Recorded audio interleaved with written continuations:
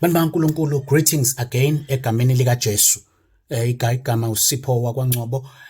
Ngiza phambi kwenu ngezwi nje likaNkulunkulu elifishane ngifisa ukwabelana nani ngalo. Isihloko engifisa ukukhuluma ngaso kulesikhathi nje sincane uNkulunkulu angiphe sona. Isihloko sithi wondliwa yilento owabizwa kuyo.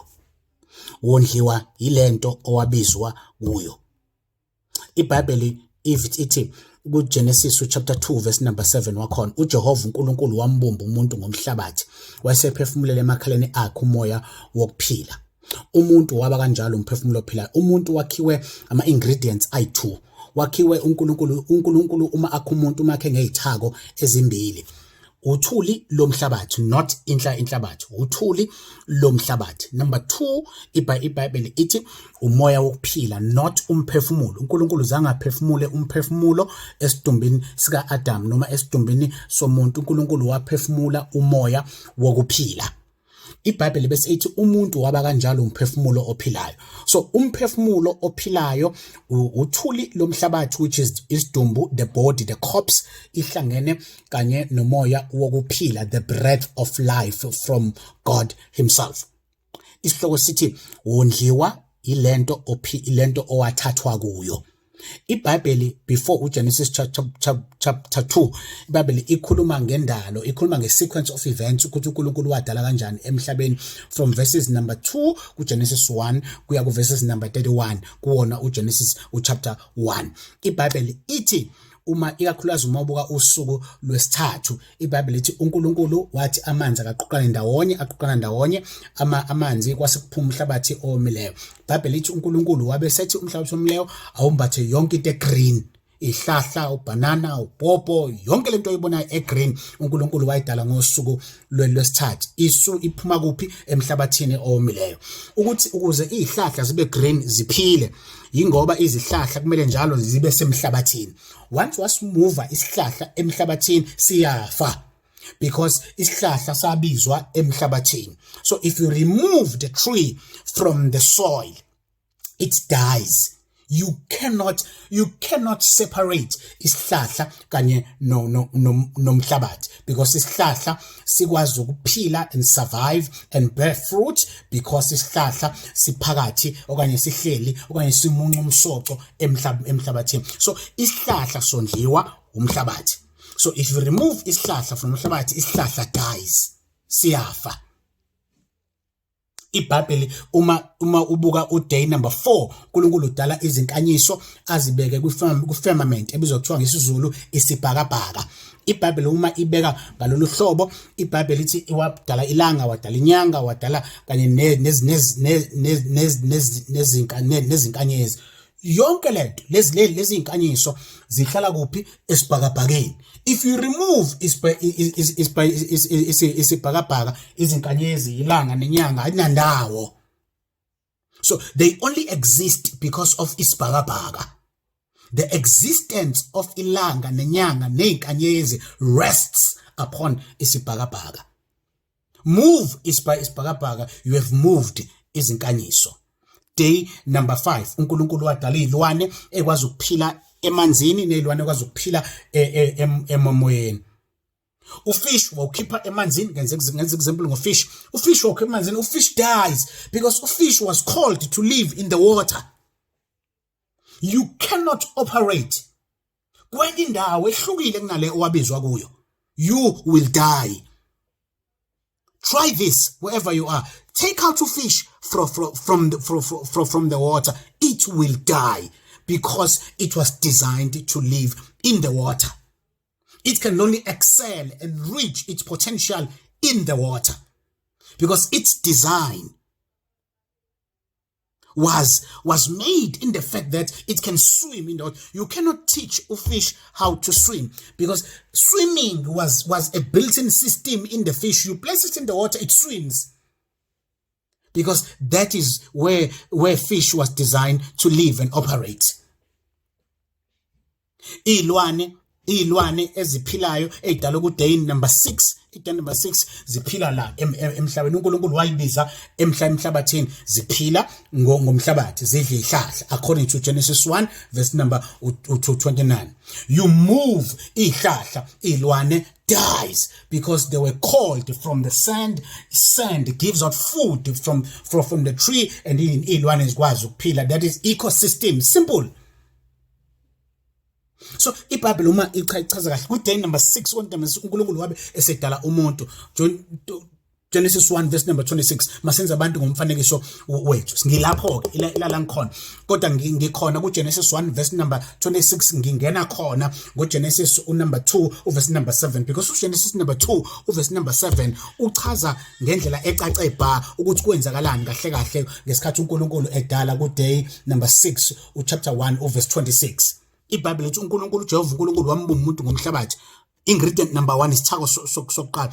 Umuntu uNkulunkulu wamthatha emhlabathini, othulini lomhlabathi. Umuntu cannot survive without inhlabathi, because inhlabathi wabizwa kuyona.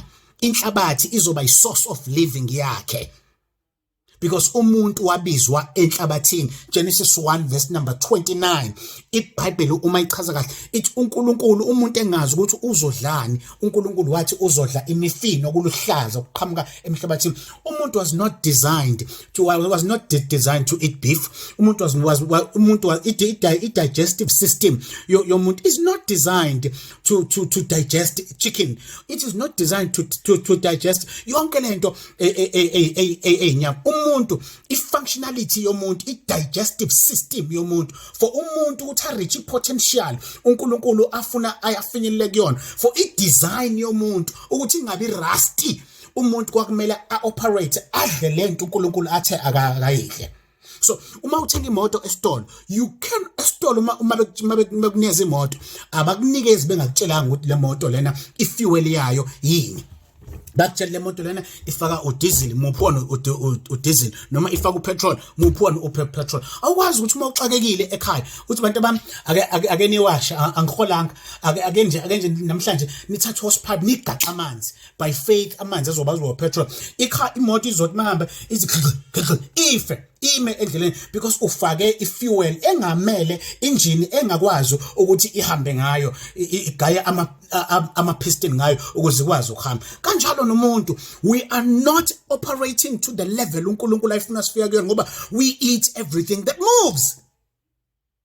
iBhayibheli lithi uNkulunkulu wasidala ngothuli lomhlabathi. We can only survive, we can only reach to the level uNkulunkulu afuna sifike kuyona as we devour, as we eat what God intended for us to eat.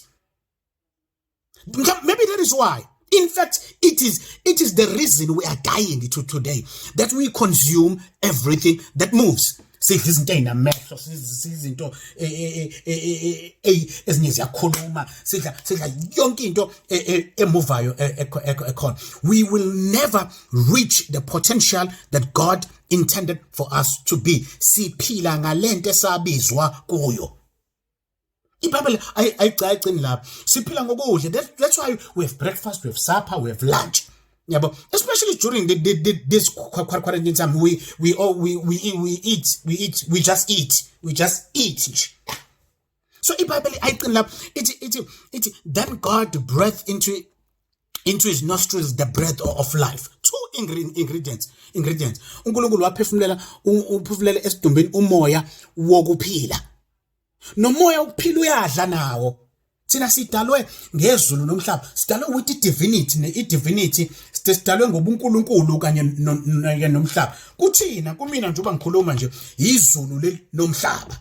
Because umoya engiphila ngawo uNkulunkulu wawuphefumulela isidumbu. Isidumbu lesi siqhamuka phansi othulini lomhlaba. So for me to have physical strength, I need to feed myself and eat from the pot. For me to survive and operate according to what God intended for me to operate, I need to feed. I need to feed the breath of life, the spirit that God infused in this body that ends with kube khona mina. That is why Matthew chapter 4 verse 4 wakhona uJesu uma ezilile elingwa usathana ukuthi akaphendule amatshe awenza isinkwa. Uthi uJesu umuntu ngeke azaphile ngesinkwa kuphela.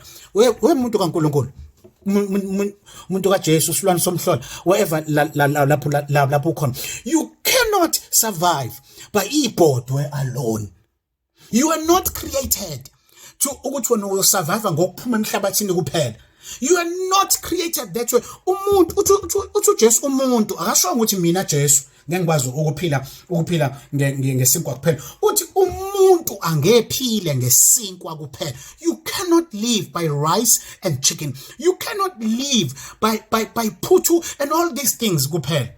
You are designed, yes, to feed yourself for ukuzwazi ube ne-strength and operate la emhlabeni. At the same time, at the same level, you are designed by the Spirit of God. God infused His Spirit in you. That Spirit can only be fed by the word of God alone. Umuntu angaphila nangamazwi kaNkulunkulu. Stop short-circuiting yourself. Live according to your design. And experience the power of your mind, the brain, and experience the power of God in you. You are an engine and a turbo. You can go further than the mileage also ihambile.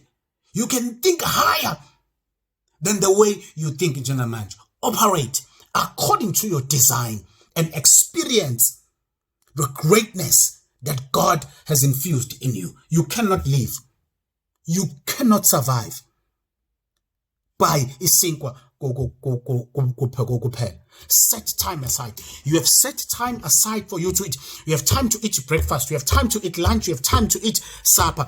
Have times for you to consume the word of God. You need to. I don't know how can I emphasize this to a point where you understand. You need to set time aside and eat the word of God. Read and engage God in His word.